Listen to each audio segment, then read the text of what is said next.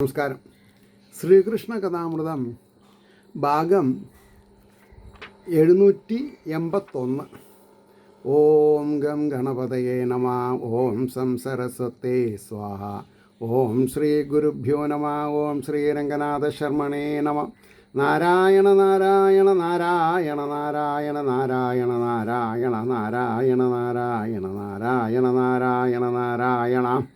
ഓം ശ്രീകൃഷ്ണാർപ്പണമസ്തു. ഓം ശ്രീകൃഷ്ണായ പരമാത്മനേ നമ. ഓം ശ്രീകൃഷ്ണായ പരബ്രഹ്മണേ നമ. ഹരേ രാമ രാമ രാമ ഹരേ ഹരേ. ഹരേ കൃഷ്ണ കൃഷ്ണ കൃഷ്ണ ഹരേ ഹരേ. ഓം ശ്രീ രുക്മിണി സത്യഭാമ സമേത ശ്രീ ഗോപാലകൃഷ്ണസ്വാമിനേ നമ. ഭഗവാന്റെ ഉപാസനാകാന്ഡം എന്നുള്ളതിൽ 45-ാം സർഗം സാധനാരീതി, എങ്ങനെയാണ് ഈശ്വരനെ ഉപാസിക്കേണ്ടത്, അതിൻ്റെ രീതിയെ പറ്റിയിട്ടാണ് പറഞ്ഞുകൊണ്ടിരിക്കുന്നത്. അപ്പോൾ അതിൽ ഈ 19-ാമത്തെ ശ്ലോകം പറയുണ്ടായി. എന്തായിരുന്നു അത്? ഈ വിധം ധർമ്മസംശുദ്ധി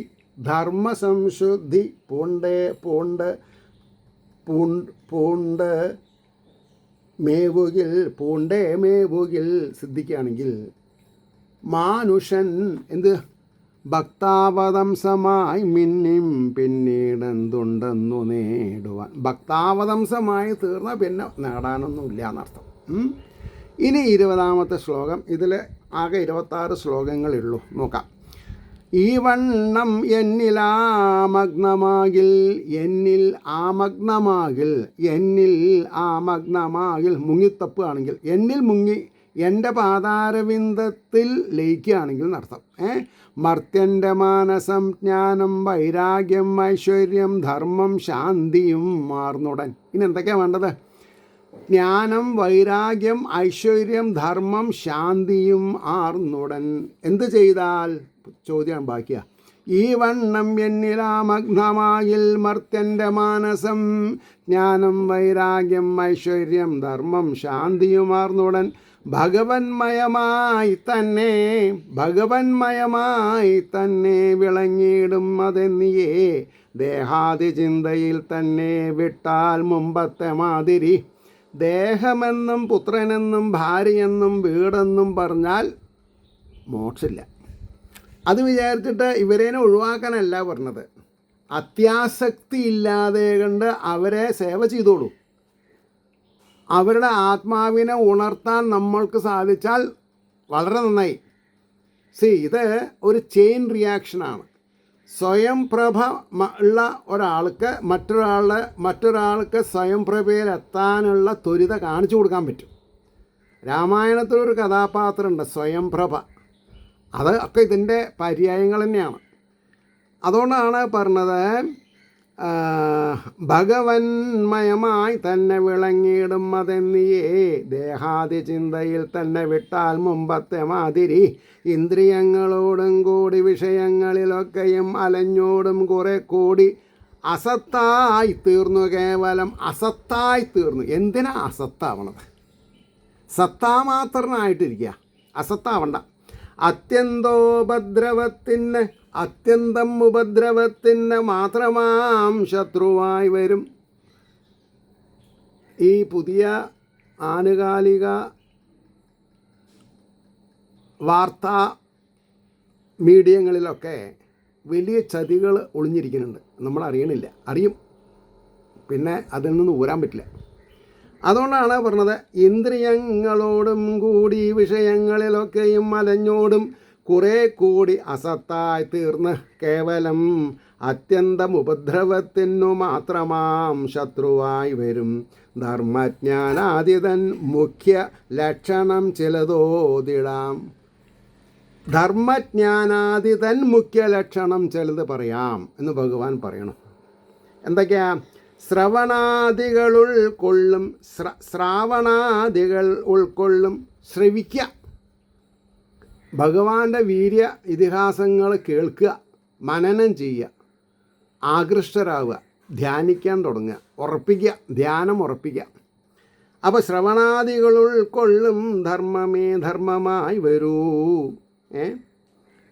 ജ്ഞാനം ഏതിലും ഈ ഞാനാണ് ആത്മാവെന്നുള്ള കാഴ്ചയാം എന്താണ് ശരിയായ അറിവ്? എല്ലാവരിലും ആത്മതത്വത്തിൽ വാഴുന്നത് ഭഗവാനാണെന്ന് മനസ്സിലാക്കി കഴിഞ്ഞാൽ പിന്നെ ചിരിച്ചു തള്ളുക എന്ന് പറഞ്ഞാൽ എന്താ അർത്ഥം? ദുന്മാർഗത്തിൽ നടക്കുന്നവനെ കണ്ടാലും ചിരിക്കുക, അവൻ്റെ ആത്മാവിനെ പ്രണമിക്കുക. അവനല്ല പ്രണമിക്കുന്നത്, ആത്മാവിനെ പ്രണമിക്കുക. അവൻ്റെ ദുഷ്കൃതത്തിൽ നമ്മൾ ഭാഗവാക്കാവാതെ കൊണ്ടിരിക്കുക. ജ്ഞാനം ഏതിലും ഈ ഞാനാണ് ആത്മാവെന്നുള്ള കാഴ്ചയാം, ആപത്തെന്നോർത്ത് രൂപാതി സർവം തീരെ വെറുക്കുകിൽ. ആപത്തൊന്നോർത്ത് രൂപത്തിൽ ഭ്രമിക്കരുത്. പുരുഷൻ സ്ത്രീയിലും സ്ത്രീ പുരുഷനിലും ഭ്രമിക്കരുത്. പറഞ്ഞ തെറ്റിയ ആൾക്കാർ, എനിക്കൊരു കുഴപ്പമില്ല. അപ്പോൾ ആപത്തൊന്നോർത്ത് രൂപാതി സർവം തീരെ വെറുക്കുകിൽ വൈരാഗ്യമായി. വൈരാഗ്യം വരിക. വൈരാഗ്യമാണ് അത് ഐശ്വര്യം അഷ്ടൈശ്വര്യാദിസിദ്ധിയാം. അഷ്ടൈശ്വര്യങ്ങളും താനേ വരുന്ന, അഷ്ടൈശ്വര്യങ്ങളും താനേ വരും. പിന്നെയോ ലാസ്റ്റ് എന്താ 26ാമത്തെ ശ്ലോകം, അതുവിധം മുഴുകും മുരാരിതൻ മധുമൊഴികൾക്കയും ഉണർത്തിയും ഉദ്ധവൻ ചതുരതയോടും ആ യമാദിയും മധുരമിതേ പടി തന്നെ ചൊല്ലുവാൻ. ഇനി ബാക്കി വലുതുണ്ടെങ്കിൽ അതുകൂടി പറഞ്ഞു തന്നാൽ തർക്കമില്ല. പറഞ്ഞോടത്തോളം എനിക്ക് കാര്യങ്ങൾ മനസ്സിലായി, ഞാൻ അത് അനുവർത്തിച്ചോളാം എന്ന് പറയണേ. അതുവിധം ഒഴുകും മുരാരിതൻ, മുരനെന്ന അസുരൻ്റെ ശത്രുവായിരിക്കുന്ന ശ്രീകൃഷ്ണൻ്റെ മധുമൊഴി, മാധുര്യമുള്ള ഇമ്പമുള്ള വാക്കുകൾ കേൾക്കുകയും ഉണർത്തി ഉദ്ധവൻ തൻ്റെ ഉള്ളിലുള്ള മാലിന്യങ്ങളെ പുറത്താക്കി സ്വാത്വിക നിധിയായിരിക്കുന്ന ഈശ്വരൻ്റെ തത്വങ്ങളെ ഉണർത്തി ചതുരതയോടും സാമർത്ഥ്യത്തോടുകൂടി ആ യമാദിയും മധുരമിതേ പടി തന്നെ ചൊല്ലുവാൻ. ഇതി ശ്രീകൃഷ്ണകഥാമൃതേ കലികൽമഷനാശനെ ഉപാസനാകാണ്ഡേ പഞ്ചചത്വാരി സർഗഃ സർവത്ര ഗോവിന്ദനാമ സങ്കീർത്തനം. ഗോവിന്ദ ഗോവിന്ദ. 46ാം സർഗത്തിലേക്ക് നമ്മൾ പോവാണ്.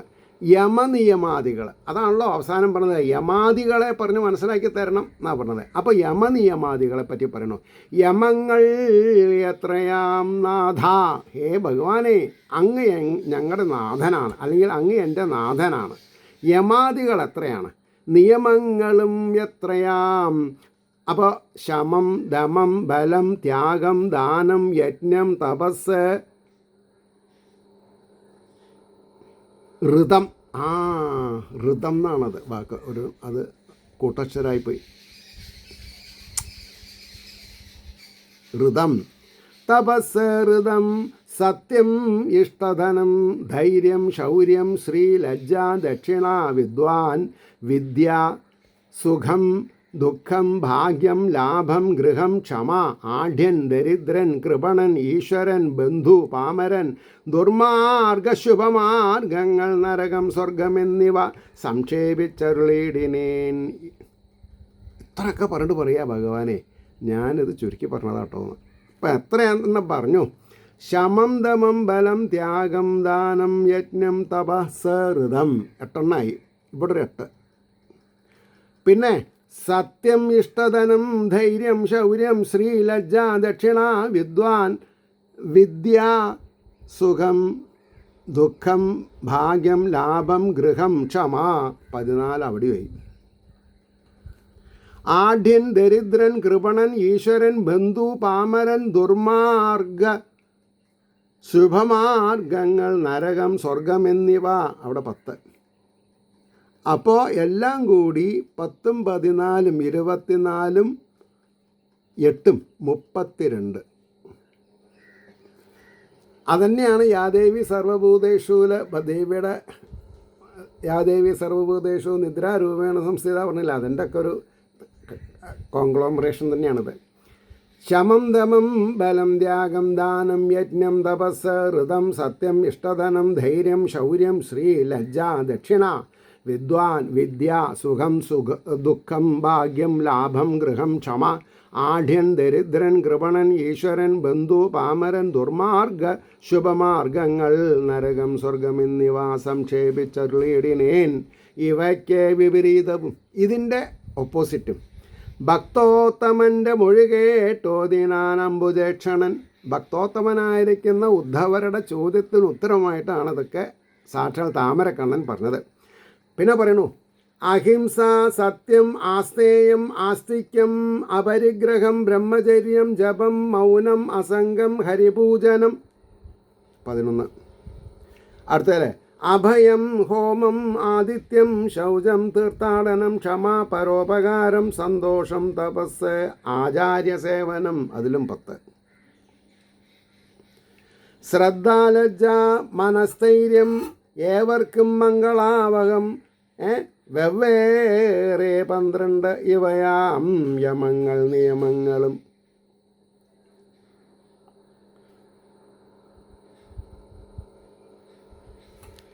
അപ്പോൾ 10, 3, 13, 14, 10, 24 അതുമായി 24, 32. ശ്രദ്ധാലജ്ജ, മനസ്ഥൈര്യം, ഏവർക്കും മംഗളാവഹം, വെവ്വേറെ 12 ഇവയാം യമങ്ങൾ നിയമങ്ങളും. ചുരത്തിയിടും ഉപാസിപ്പോർക്ക്.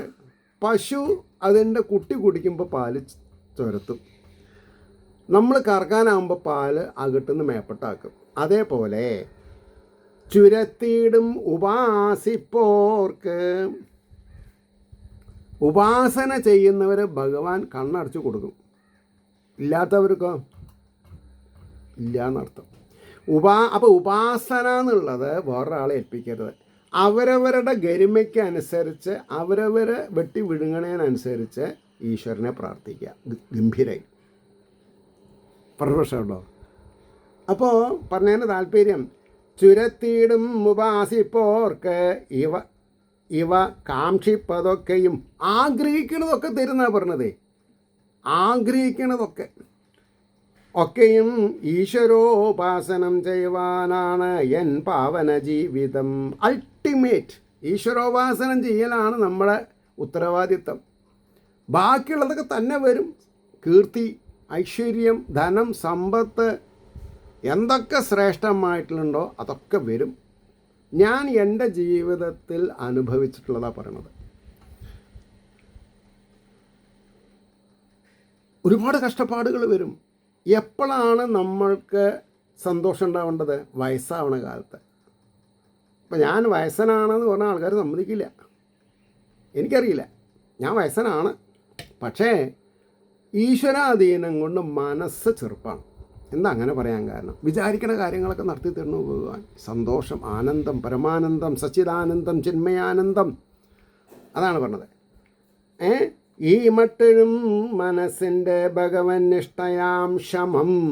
ഭഗവൻ നിഷ്ഠ, ഭഗവാനോടുള്ള താല്പര്യം സമയാസമയത്ത് അനർഗളമായിട്ട്, അതായത് പിന്നെ ഒന്നും എവിടെയും നിൽക്കാതെ കണ്ട് അനർഗളമായിട്ട്.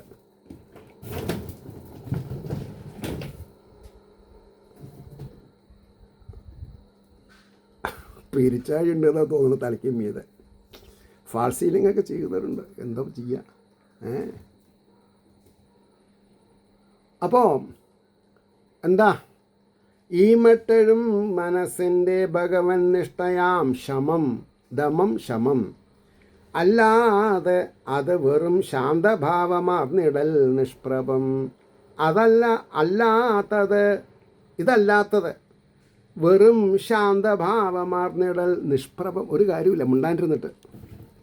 ഇന്ദ്രിയങ്ങളെ വേണ്ടുമ്പോൾ അടക്കിയിടുകയാം ദമം. ഇന്ദ്രിയ നിഗ്രഹമാണ് ദമം.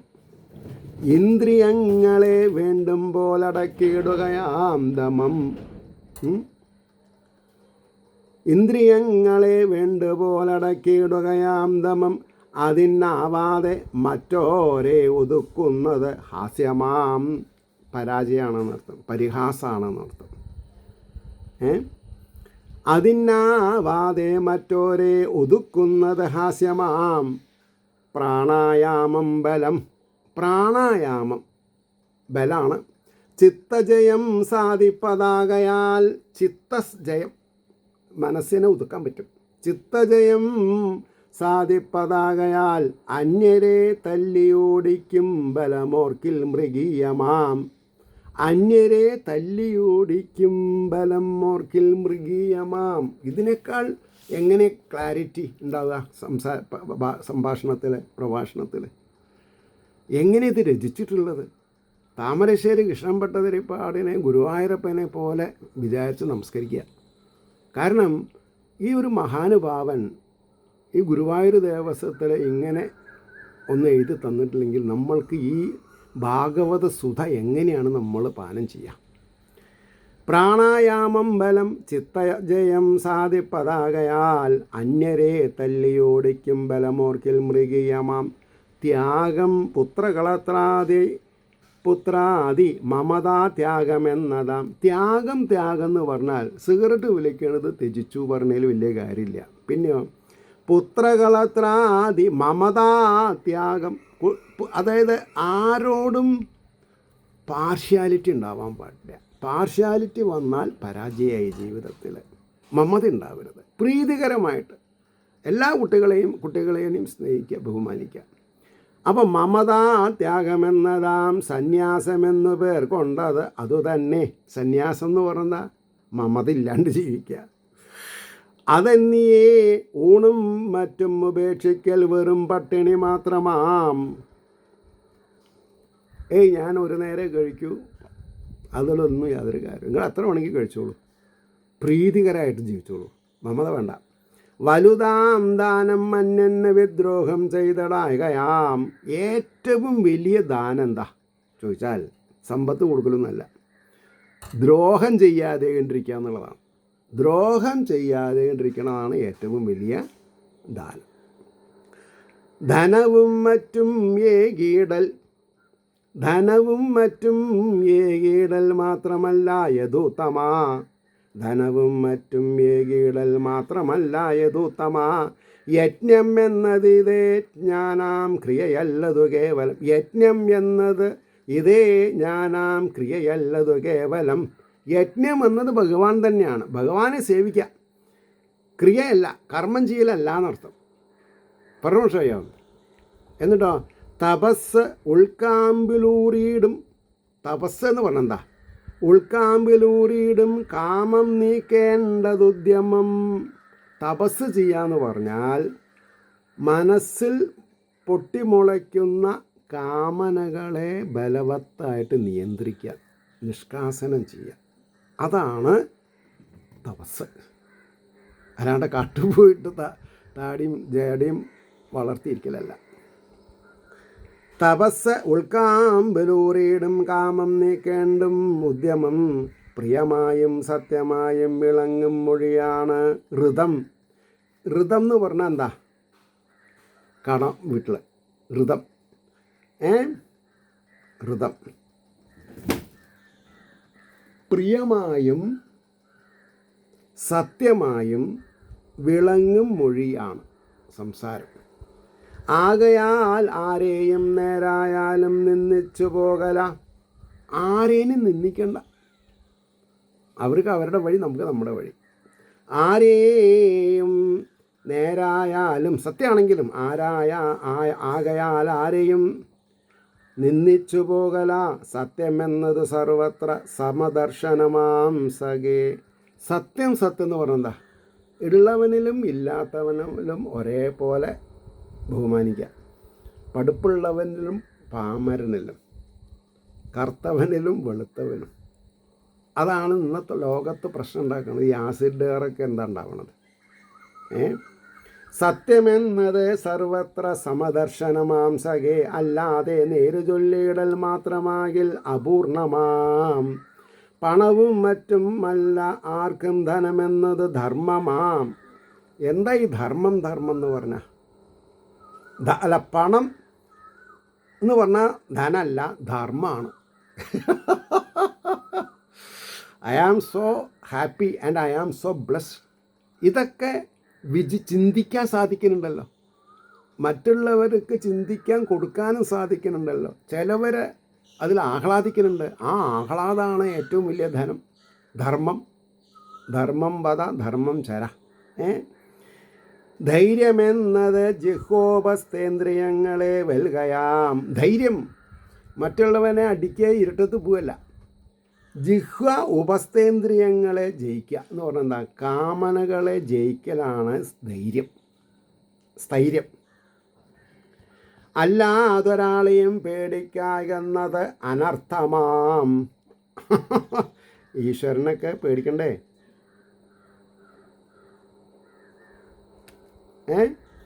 ധൈര്യം എന്നത് ജിഹ്വോപസ്ഥേന്ദ്രിയങ്ങളെ വൽകയാം, അല്ലാതൊരാളെയും പേടിക്കാകുന്നത് അനർത്ഥമാം. അത്തരം ധൈര്യമില്ലെങ്കിൽ വിജ്ഞാനാതിവിദൂരമം. അപ്പോൾ ധൈര്യമില്ലെങ്കിൽ വിജ്ഞാനം വിദൂരത്ത് വിശേഷപ്പെട്ട ജ്ഞാനം നിലനിൽക്കില്ല എന്നാണ് പറഞ്ഞത്. ആത്മപ്രശംസ ചെയ്തിടിൽ അസൂയ പരദൂഷണം. ആത്മപ്രശംസ ചെയ്തിടിൽ അസൂയ പരദൂഷണം. കടുത്തൊരക്ഷരം പോലും പുറത്തിടാത്ത ദുസ്ഥിതി. കടുത്തൊരക്ഷരം വായെന്ന് വന്നു പോരുതെന്നാ. കടുത്തൊരക്ഷരം പോലും പുറത്തിടാത്ത ദുസ്ഥിതി. വെറും നിസ്സാര കാര്യങ്ങൾ വേണ്ടാതുൾപ്പൂവിലേറ്റിടൽ. വെറും നിസ്സാരമായ കാര്യങ്ങളെ മനസ്സിലേറ്റിയാൽ അവർക്കാണ് നഷ്ടം. ആരെപ്പറ്റി ചിന്തിച്ചിട്ടാണ് ചെയ്തത് എന്നുള്ളത് പ്രശ്നമല്ല. വെറും നിസ്സാര കാര്യങ്ങൾ വേണ്ടാതുൾപ്പൂവിലേറ്റിടൽ. അങ്ങിങ്ങ് പാളി നോക്കിയിടൽ. മറ്റുള്ളവരെന്താ ചെയ്യണത് എന്ന് പാളി നോക്കുക. അങ്ങിങ്ങ് പാളി നോക്കിയിടൽ. വെറും വാക്കുകൾ. ഈ വിധം എത്രയോ കാലമായി ഉള്ളിൽ തങ്ങി നിൽക്കും 1000 ദുസ്വഭാവങ്ങൾ ഒട്ടാകെ അകറ്റുന്നത് ശൗര്യമാം. ശൗര്യം എന്ന് പറഞ്ഞാൽ ഇവയൊക്കെ ഒഴിവാക്കലാണ്. ഭാഗവതം പഠിക്കുക എന്ന് പറഞ്ഞാൽ ചില്ലറ കാര്യമാണോ? അല്ല. എത്രയോ ജന്മങ്ങൾ ഉണ്ടായാലും പോരാ. ഈ സമയത്ത് ഞാൻ ആരേനെ നമസ്കരിക്കണത്? എൻ്റെ ഗുരുനാഥനെ. 95 ആകസ്മികമായിട്ട് കണ്ടുമുട്ടാൻ യോഗം വന്ന ചെറുശ്ശേരിൽ ആർ കരുണാകരൻ പിള്ള എന്ന 83 വയസ്സുകാരൻ. അദ്ദേഹത്തിൻ്റെ 95 വയസ്സ് വരെ ഞങ്ങൾ പരിചയത്തിലായിരുന്നു. മനസ്സിലായോ? ആ പരിചയമാണ് ഇതൊക്കെ വായിക്കാനുള്ള താല്പര്യം ഉണ്ടാക്കി തന്നിട്ടുള്ളത്. അതുകൊണ്ടാണ് പറഞ്ഞത്, ശൗശീലാദികളാണെന്നും മതിമാന്മാർക്ക് ഭൂഷണം. വേഷാഡംബരവും മറ്റും വെറും മർത്യനു മാത്രമാം. സാധാരണക്കാരനാണ് വേഷഭൂഷണങ്ങൾ ഭ്രമിക്കണത്. വേഷഭൂഷണങ്ങൾ. മരിച്ച വീട്ടിൽ പോവാൻ പ്രത്യേക ഡ്രസ്സ്, പിറന്നാളിന് പോവാൻ, കല്യാണത്തിന് പോവാൻ, മീറ്റിങ്ങിന് പോവാൻ, പല മീറ്റിങ്ങുകളുണ്ട് അല്ലേ? ശൗശീലാദികളാണെന്നും മതിമാന്മാർക്ക് ഭൂഷണം. വേഷാഡംബരവും മറ്റും വെറും മർത്യനു മാത്രമാം. പാപകർമ്മങ്ങളിൽ വെറുപ്പാണ് ലജ്ജ. ലജ്ജ എന്ന് പറഞ്ഞാൽ എന്താ? ലജ്ജ എന്ന് പറഞ്ഞാൽ പാപകർമ്മങ്ങളിൽ വെറുപ്പ്. അതെന്നിയേ 4 ആൾ മുമ്പാകെ നാണിച്ചു നിൽക്കലല്ല മഹാശയ. 4 ആളുടെ മുമ്പിൽ ഇങ്ങനെ നാണിച്ചു നിൽക്കലല്ല ലജ്ജ. പ്രശ്നയോ? പിന്നെ മുഖ്യദക്ഷിണ വിജ്ഞാനമേകും ആചാര്യഭക്തിയാം. അതാണ് ഇവിടുത്തെ ഏറ്റവും വലുത്. മുഖ്യദക്ഷിണ കാശ് തരലല്ല, വിജ്ഞാനമേകും ആചാര്യനോടുള്ള ഭക്തി. സാക്ഷാൽ ശ്രീഹരിയോടുള്ള ഭക്തി, അല്ലാണ്ട് വേറൊന്നുമല്ല. പ്രശ്നമില്ലേ? അതായത് ഗുരുപ്രോക്ത ജ്ഞാനഭക്തി പ്രചാരണം. അതാണ് ഞാൻ ചെയ്യണത്. ഗുരുപ്രോക്തം. എൻ്റെ ഗുരുനാഥൻ എനിക്ക് എന്തൊക്കെ പറഞ്ഞു തന്നിട്ടുണ്ട്? ജ്ഞാനഭക്തി പ്രചാരണം. ജ്ഞാനവും ഭക്തിയും പ്രചരിപ്പിക്കുക. അതാണ് ഗുരുദക്ഷിണ. അതിൽ ഞാൻ വിജയിക്കല്ല. നേരിട്ട് എനിക്ക് അതിലേക്ക് വരാൻ സാധിച്ചാലാണ് എനിക്ക് സന്തോഷം. വരാതെ കണ്ട് എങ്ങനെ വിജയിക്കുക? അദ്ദേഹം പറഞ്ഞ മാതിരി കേരള ഭാഷോപാസന എന്ന് പറഞ്ഞ് നമ്മളൊരു സ്റ്റേജ് ഉണ്ടായി. ഒന്നില്ലെങ്കിൽ 3200 പ്രഭാഷണം സത്യസന്ധമായിട്ട് എനിക്ക് ചെയ്യാൻ സാധിച്ചത് അദ്ദേഹത്തിൻ്റെ വിൽപ്പവറാണ് എനിക്ക്. അദ്ദേഹം എന്താ പറഞ്ഞത്? പട്ടാമ്പിക്ക് എൻ്റെ ആധ്യാത്മിക ബാങ്കിലുള്ളതൊക്കെ ട്രാൻസ്ഫർ ചെയ്തു എന്ന് പറഞ്ഞു. അത് എനിക്ക് എടുത്താലും പൊന്തില്ല. അത്ര വലിയ അസറ്റാണത്. അതുകൊണ്ടാണ് പറഞ്ഞത്, നാലാൾ മുമ്പാകെ നാണിച്ചു നിൽക്കലല്ല മഹാശയ മുഖ്യ ദക്ഷിണ വിജ്ഞാനമേകും ആചാര്യഭക്തിയാം. അതായത് ഗുരുപ്രോക്ത ജ്ഞാനഭക്തി പ്രചാരണം ബന്ധമോക്ഷങ്ങൾ വേണ്ടും പോലറിവോനാണ് പണ്ഡിതൻ. ആരാണ് പണ്ഡിതൻ? ബന്ധവും മോക്ഷങ്ങളും വേണ്ടുമ്പോൾ അറിവാനാണ് പണ്ഡിതൻ. അല്ലാതെങ്ങും പ്രസംഗിപ്പതല്ല പാണ്ഡിത്യ ലക്ഷണം. അവിടെ നിർത്താം. കാരണം ഈ ഒരു സ്പിരിറ്റ് ഉണ്ടല്ലോ, അത് എന്തൊക്കെയാണ് ചെയ്യിപ്പിക്കുക എന്ന് പറയാൻ പറ്റില്ല. ഹിമാലയം എടുത്ത് പൊന്തിച്ച് മാറ്റി വയ്ക്കാനും കൂടി സാധിക്കും. അത്രയും കൗതുകമുള്ള ഒരു സബ്ജക്റ്റാണത്. പ്രമുഖയിലെ ഏവർക്കും ശ്രീഹരിയുടെ അനുഗ്രഹാശിസ്സുകൾ ഉണ്ടാവട്ടെ എന്ന് പ്രാർത്ഥിക്കുന്നതോടുകൂടി ലോകാസമസ്ത സുഖിനോ ഭവന്തു ആയിരിക്കട്ടെ നമ്മുടെ പ്രാർത്ഥന എന്നുകൂടി സ്മരിച്ചുകൊണ്ട് വാക്കുകൾ ഉപസംഹരിക്കുന്നു. നമസ്കാരം. നാളെ കാണാം.